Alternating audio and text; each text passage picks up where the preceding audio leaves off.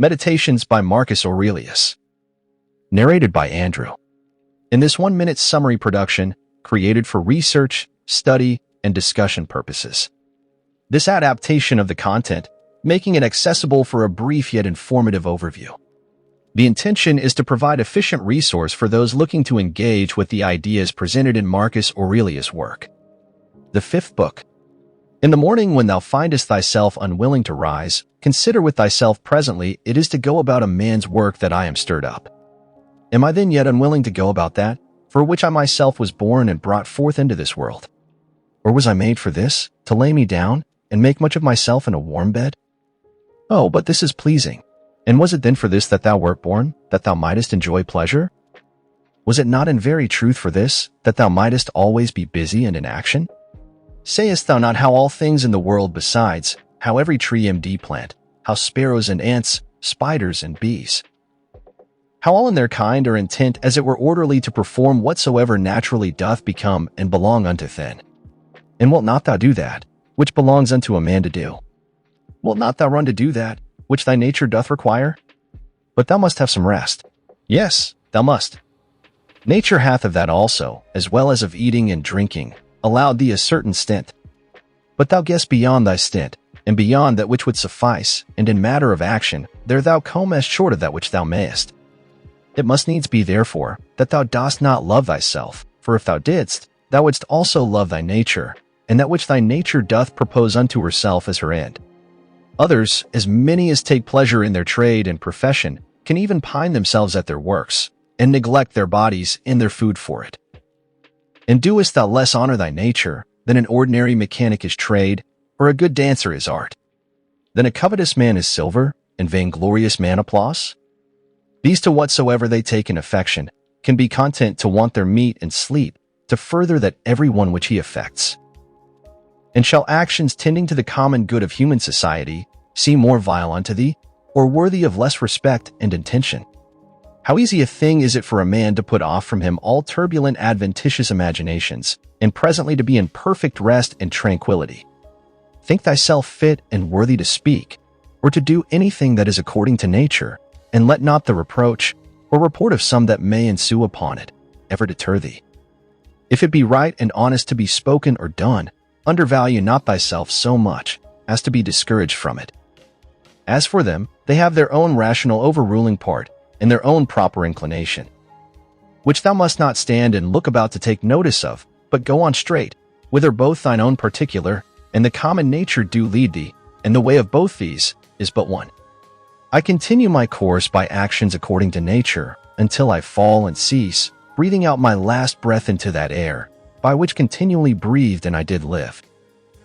And falling upon that earth, out of whose gifts and fruits my father gathered his seed, my mother her blood, and my nurse her milk, out of which for so many years I have been provided, both of meat and drink, and lastly, which beareth me that tread upon it, and beareth with me that so many ways do abuse it, or so freely make use of it, so many ways to so many ends. No man can admire thee for thy sharp acute language, such as thy natural disability that way. Be it so, yet there be many other good things, for the want of which thou canst not plead the want or natural ability. Let them be seen in thee, which depend wholly from thee, sincerity, gravity, laboriousness, contempt of pleasures. Be not querulous, be content with little, be kind, be free. Avoid all superfluity, all vain prattling, be magnanimous. Doest not thou perceive how many things there be, which notwithstanding any pretense of natural indisposition and unfitness, thou mightest have performed and exhibited? And yet still thou doest voluntarily continue drooping downwards? Or wilt thou say that it is through defect of thy natural constitution that thou art constrained to murmur, to be base and wretched to flatter? Now to accuse, and now to please, and pacify thy body, to be vainglorious, to be so giddy-headed, and unsettled in thy thoughts? Nay, of all these thou mightest have been rid long ago.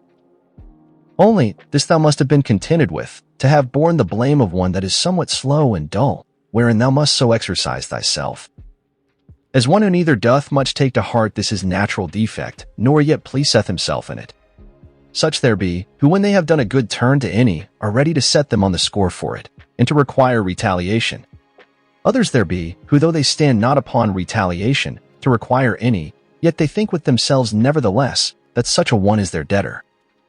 And they know as their word is what they have done. Others again there be, who when they have done any such thing, do not so much as know what they have done, but are like unto the vine, which beareth her grapes, and when once she hath borne her own proper fruit, is contented and seeks for no further recompense. As a horse after a race, and a hunting dog when he hath hunted, and a bee when she hath made her honey, look not for applause and commendation. So neither doth that man that rightly doth understand his own nature when he hath done a good turn. But from one doth proceed to do another, even as the vine after she hath once borne fruit in her own proper season, is ready for another time. Thou therefore must be one of them, who what they do, barely do it without any further thought, and are in a manner insensible of what they do. Nay but, will some reply perchance, this very thing a rational man is bound unto, to understand what it is, that he doeth. For it is the property, say they, of one that is naturally sociable. To be sensible, that he doth operate sociably, nay, and to desire, that the party himself that is sociably dealt with, should be sensible of it too. I answer, that which thou sayest is true indeed, but the true meaning of that which is said, thou dost not understand. And therefore art thou one of those first, whom I mentioned. For they also are led by a probable appearance of reason. But if thou dost desire to understand truly what it is that is said, fear not that thou shalt therefore give over any sociable action. The form of the Athenians' prayer did run thus: O rain, rain, good Jupiter, upon all the grounds and fields that belong to the Athenians. Either we should not pray at all, or thus absolutely and freely. And not every one for himself in particular alone. As we say commonly, the physician hath prescribed unto this man riding, unto another cold baths, unto a third to go barefoot. So it is alike to say, the nature of the universe hath prescribed unto this man sickness, or blindness, or some loss, or damage, or some such thing. For as there, when we say of a physician that he hath prescribed anything, our meaning is that he hath appointed this for that, as subordinate and conducing to health. So here, whatsoever doth happen unto any is ordained unto him as a thing subordinate unto the fates, and therefore do we say of such things, that they do sigma upsilon mubade alpha and epsilon iotinu, that is, happen, or fall together, as of square stones, when either in walls or pyramids in a certain position they fit one another, and agree as it were in an harmony. The masons say that they happen. As if thou shouldest say, fall together, so that in the general, though the things be divers that make it, yet the consent or harmony itself is but one. And as the whole world is made up of all the particular bodies of the world, one perfect and complete body of the same nature that particular bodies, so is the destiny of particular causes and events one general one, of the same nature that particular causes are.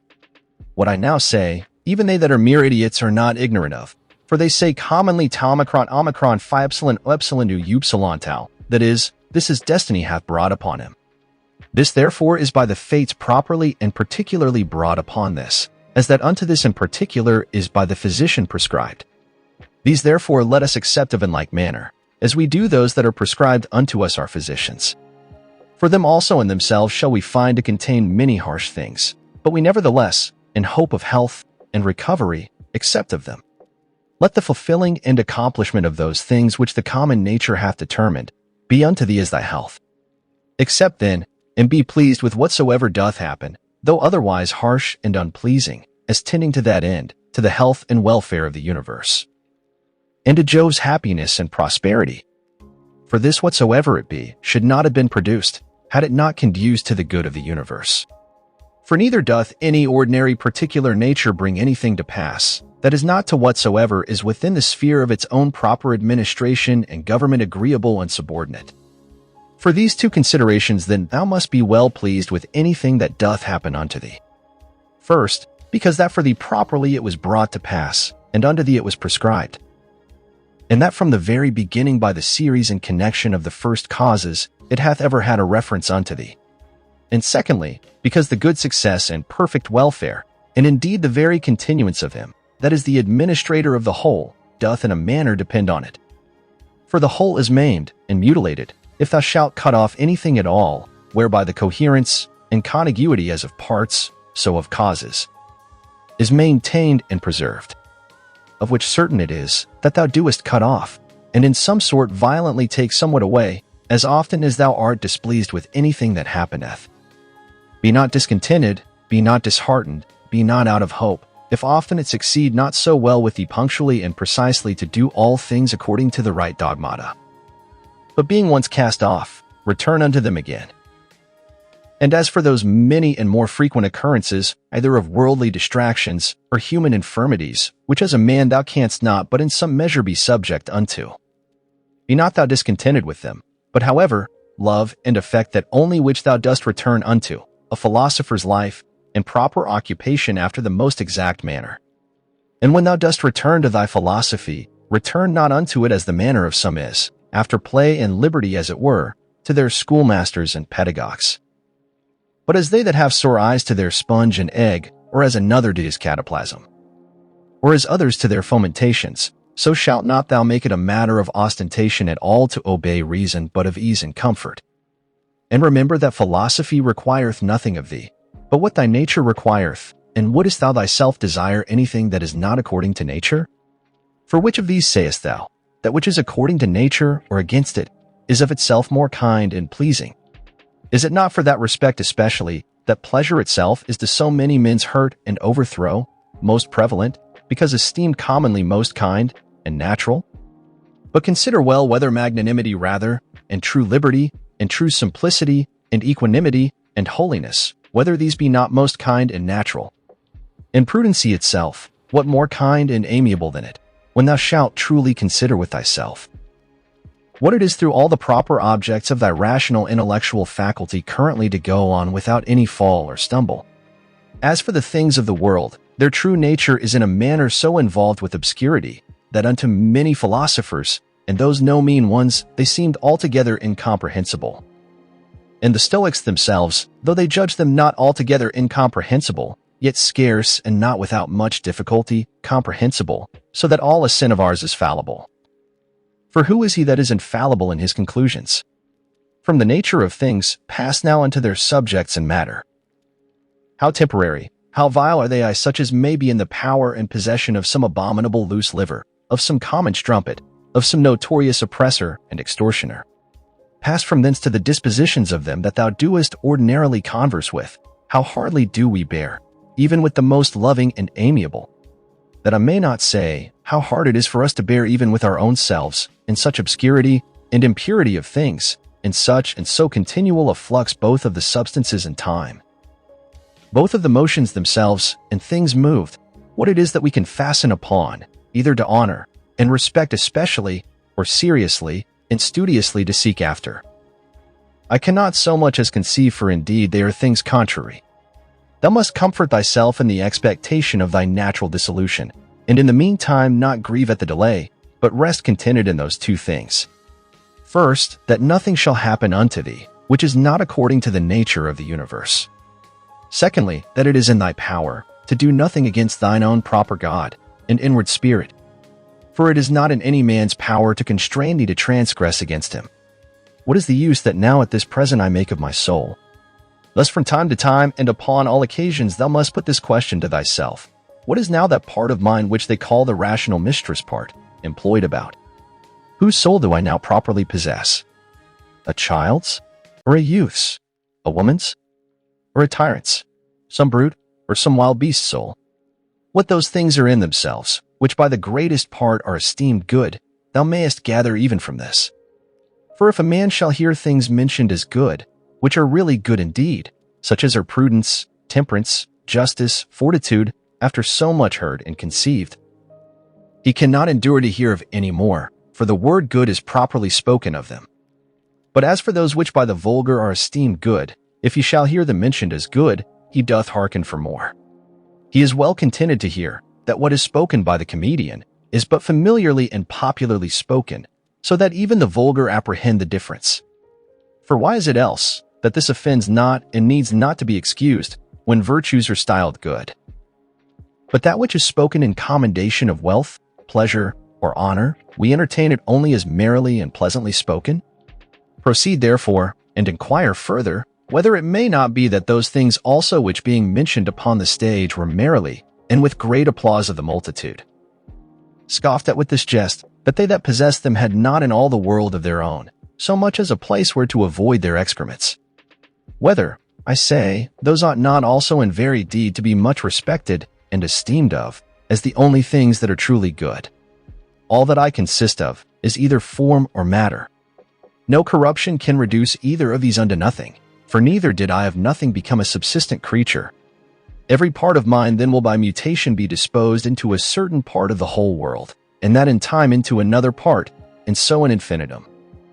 By which kind of mutation I also became what I am, and so did they that begot me, and they before them, and so upwards in infinitum. For so we may be allowed to speak, though the age and government of the world be to some certain periods of time limited and confined. Reason and rational power are faculties which content themselves with themselves in their own proper operations. And as for their first inclination and motion, that they take from themselves. But their progress is right to the end and object, which is in their way, as it were, and lieth just before them. That is, which is feasible and possible, whether it be that which at the first they propose to themselves or no. For which reason also such actions are termed achievements, to intimate the directness of the way by which they are achieved. Nothing must be thought to belong to a man, which doth not belong unto him as he is a man. These, the event of purposes, are not things required in a man. The nature of man doth not profess any such things. The final ends and consummations of actions are nothing at all to a man's nature. The end therefore of a man, or the summum bonum whereby that end is fulfilled, cannot consist in the consummation of actions purposed and intended. Again, concerning these outward worldly things, were it so that any of them did properly belong unto man, then would it not belong unto man to condemn them and to stand in opposition with them. Neither would he be praiseworthy that can live without them, or he good, who of his own accord doth deprive himself of any of them. But we see contrariwise that the more a man doth withdraw himself from these wherein external pomp and greatness doth consist, or any other like these, or the better he doth bear with the loss of these, the better he is accounted. Such as thy thoughts and ordinary cogitations are, such will thy mind be in time. For the soul doth as it were receive its tincture from the fancies and imaginations. Diet therefore and thoroughly soak it with the assiduity of these cogitations. As for example, wheresoever thou mayest live, there it is in thy power to live well and happy. But thou mayest live at the court, there then also mayest thou live well and happy. Again, that which everything is made for, he is also made unto that, and cannot but naturally incline unto it. That which anything doth naturally incline unto, therein is his end. Wherein the end of everything doth consist, therein also doth his good and benefit consist. Society therefore is the proper good of a rational creature. For that we are made for society, it hath long since been demonstrated. Or can any man make any question of this, that whatsoever is naturally worse and inferior is ordinarily subordinated to that which is better? And that those things that are best are made one for another? And those things that have souls are better than those that have none? And of those that have, those best that have rational souls? To desire things impossible is the part of a madman. But it is a thing impossible that wicked man should not commit some such things. Neither doth anything happen to any man, which in the ordinary course of nature as natural unto him doth not happen. Again, the same things happen unto others also. And truly, if either he that is ignorant that such a thing hath happened unto him, or he that is ambitious to be commended for his magnanimity can be patient and is not grieved. Is it not a grievous thing that either ignorance or a vain desire to please and to be commended should be more powerful and effectual than true prudence? As for the things themselves, they touch not the soul, neither can they have any access unto it, neither can they of themselves any ways either affect it or move it. For she herself alone can affect and move herself, and according as the dogmata and opinions are, which she doth vouchsafe herself. So are those things which, as accessories, have any coexistence with her. After one consideration, man is nearest unto us, as we are bound to do them good, and to bear with them. But as he may oppose any of our true proper actions, so man is unto me but as a thing indifferent, even as the sun, or the wind, or some wild beast. By some of these it may be, that some operation or other of mine may be hindered. However, of my mind and resolution itself, there can be no let or impediment. by reason of that ordinary constant both exception and ready conversion of objects.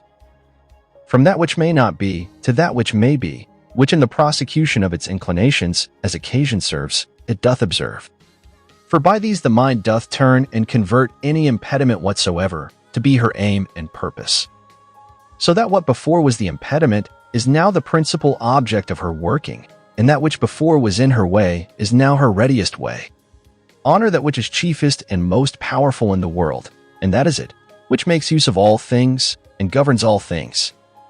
So also in thyself, honor that which is chiefest and most powerful, and is of one kind and nature with that which we now spake of.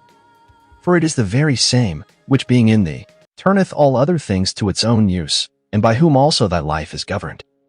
That which doth not hurt the city itself cannot hurt any citizen. This rule thou must remember to apply and make use of upon every conceit and apprehension of wrong. If the whole city be not hurt by this, neither am I certainly. And if the whole be not, why should I make it my private grievance? Consider rather what it is wherein he is overseen that is thought to have done the wrong. Again, often meditate how swiftly all things that subsist, and all things that are done in the world, are carried away, and as it were conveyed out of sight.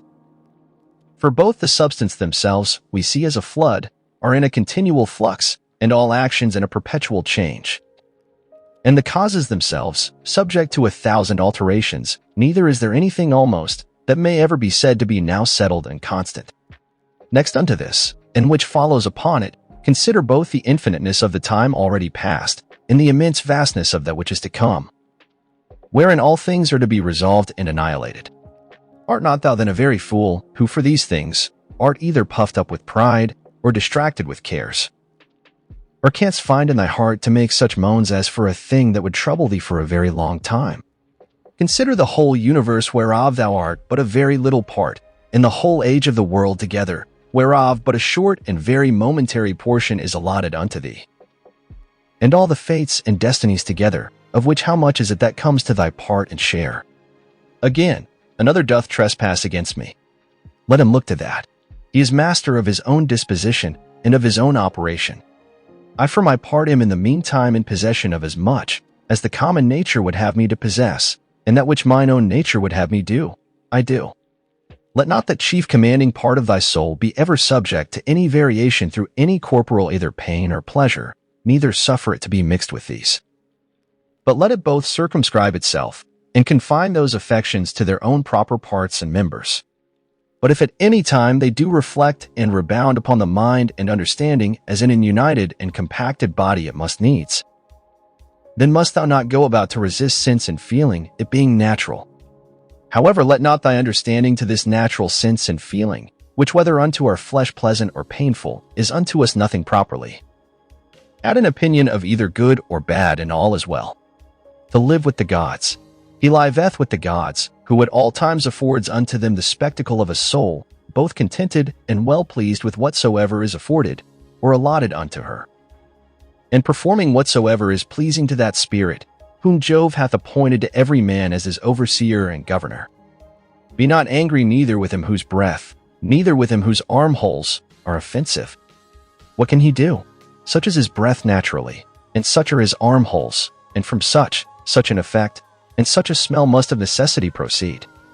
Oh, but the man hath understanding in him, and might of himself know that he by standing near cannot choose but offend, and thou also hast understanding.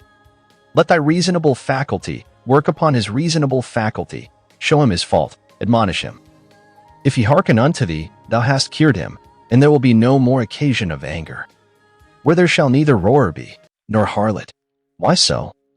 As thou dost purpose to live, when thou hast retired thyself to some such place, where neither roarer nor harlot is, so mayest thou hear. And if they will not suffer thee, then mayest thou leave thy life rather than thy calling, but so as one that doth not think himself anyways wronged. Only as one would say, here is a smoke, I will out of it. And what a great matter is this!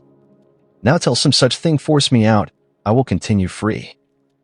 Neither shall any man hinder me to do what I will, and my will shall ever be by the proper nature of a reasonable and sociable creature, regulated and directed. That rational essence by which the universe is governed is for community and society. And therefore hath it both made the things that are worse for the best, and hath allied and knit together those which are best, as it were in an harmony. Sayest thou not how it hath subordinated and coordinated? And how it hath distributed unto everything according to its worth? And those which have the preeminency and superiority above all, hath it united together into a mutual consent and agreement. How hast thou carried thyself hitherto towards the gods? Towards thy parents? Towards thy brethren? Towards thy wife? Towards thy children? Towards thy masters? Thy foster fathers? Thy friends? Thy domestics? Thy servants? Is it so with thee that hitherto thou hast neither by word or deed wronged any of them? Remember withal through how many things thou hast already passed, and how many thou hast been able to endure, so that now the legend of thy life is full, and thy charge is accomplished. Again, how many truly good things have certainly by thee been discerned? How many pleasures, how many pains hast thou passed over with contempt? How many things eternally glorious hast thou despised? Towards how many perverse unreasonable men hast thou carried thyself kindly and discreetly? Why should imprudent unlearned souls trouble that which is both learned and prudent? And which is that is so? She that understandeth the beginning and the end, and hath the true knowledge of that rational essence, that passeth through all things subsisting, and through all ages being ever the same, disposing and dispensing as it were this universe by certain periods of time. Within a very little while, thou wilt be either ashes, or a solidum, and a name perchance, and perchance not so much as a name.